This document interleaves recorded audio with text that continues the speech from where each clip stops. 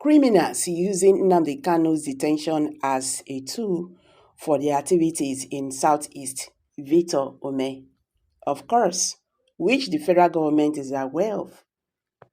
And the reason why they are still keeping him is what I don't even understand. If you have gotten, the solution of a problem, why can't you deal with it? Now you know the solution of the problem and you still leave the problem instead of you to go direct to that solution. You are beating around the bush. The federal government of Nigeria is aware of all this. They even know more than you do. Right now, they now have different groups committing crimes in the southeast in the name of we are protesting for Nnamdi Kanu. And all these things, they are using it to dent the image of Biafra. You get? So that is why I said Nigerian government might even understand all this that is happening. They know more than you do. Welcome back to Prospect Channels TV. Thank you for stopping by. If you are just joining us, please kindly subscribe to this channel. Share this video, make it go viral so that Nigerians could understand what they happen for our country today, especially those in Biafra land. In this interview with the National Assembly correspondent, the lawmaker representing Anambra Central Senatorial District in the 10th National Assembly, Senator Victor Ome, bears his mind on the insecurity in the southeast, the continued detention of IPOB leader Nnamdi Kanu. He also raises concerns about the sustained marginalization of the southeast in the railway modernization program, except the southeast is regarded as the worst hit by the growing insecurity in the country. He was asked, what is your take on this? Well, in Nigeria today, insecurity is not just a southeast problem, is answering. It is a national problem. Insecurity has posed so many challenges to Nigeria as a nation across the geopolitical zones. If you look at the past few years now, you see that Nigeria has faced very tormentors, and numerous security challenges in the southeast. Please pardon me. In the northwest, in the north central, in the southeast, it is in the southwest and south that may appear relatively less insecure. But there are incidents of insecurity across the whole country. In the southwest, I remember when one church in Ondo State was attacked and worshippers were all massacred there. It is an insecurity problem. The same thing with other areas like in the Niger Delta, where some soldiers were killed somewhere in Delta State.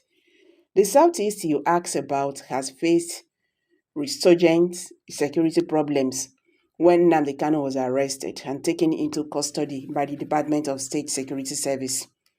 All manners of gangs reared up in the southeast and started waging war on the people, using Nnamdi Kanu's detention as a tool for their criminal activities. So kidnappings and killings came up, and there was the case of the Eastern Security Network, which said they are freedom fighters.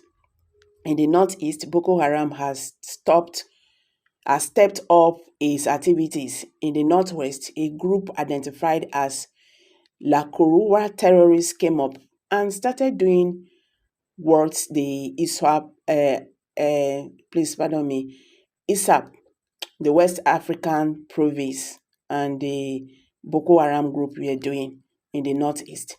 They started killing in the same manner, so that states like Zamfara, Kebbi, Niger have been on that serious attack, including Katsina. All these things will give you a national outlook that the problem is not just a southeast problem.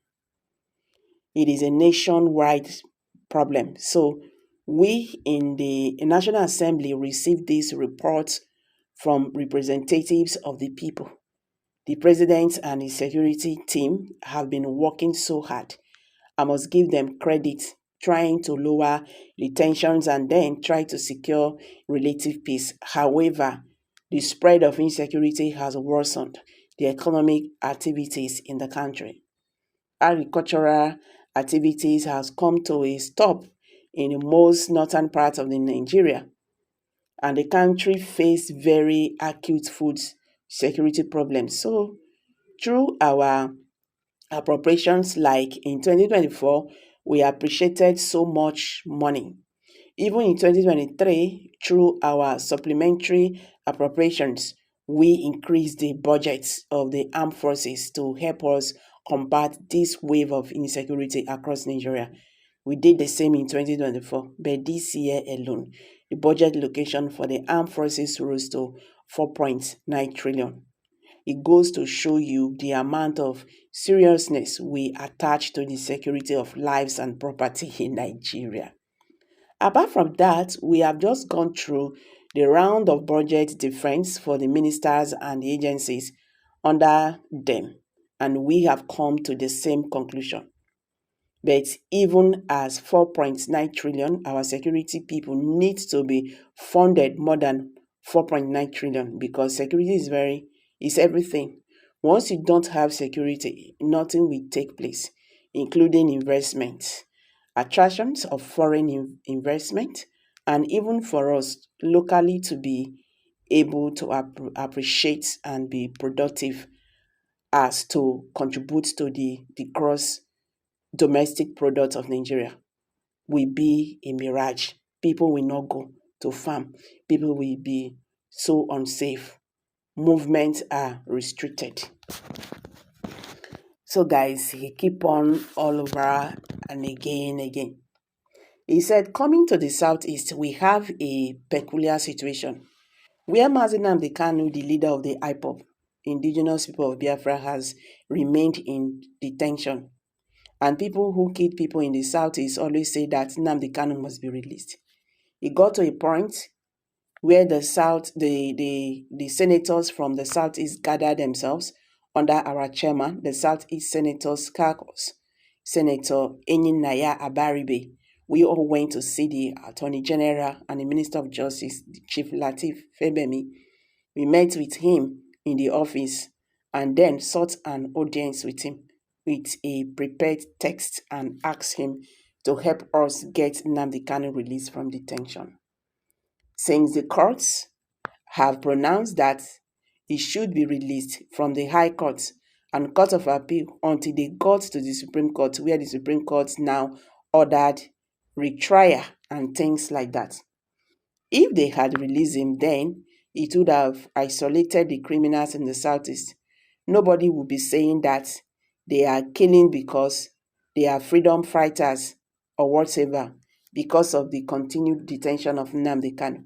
So we met with him and pleaded with him to help the Southeast improve on its security by ensuring an early release or mandate release of Nnamdi Kanu from detention, so we can now deal with criminals who are on the prowl in the Southeast. We had that meeting with him, and he promised to convey our request to the president, because the president is the commander-in-chief. Later on, Abaribe and I sought and obtained an appointment to meet with the National Security Advisor, Mala Ribado. We were with him in his office for nearly 2.5 hours discussing this matter, asking him to get the government to release Nnamdi Kanu. When Nnamdi Kanu is released from detention, the Southeast security problem will be isolated, so that we will now know who the criminals are and go after them. Now that the whole place is in confusion, that there is a war of freedom being fought by people who you cannot even identify, let us deal with this one and get him released, so that we will focus on the other people killing and doing whatever they are doing to people. We pleaded with him. After that discussion for nearly 2.5 hours, and he agreed that he will continue looking at the problem to see how it can be resolved. That is the situation. Otherwise, I believe that an early release of Nnamdi Kanu would have addressed the insecurity in the southeast to a great extent.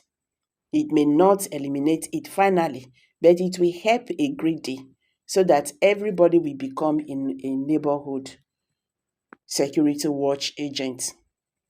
Okay, now, since after that meeting, there was no word from the security advisor, nor the president.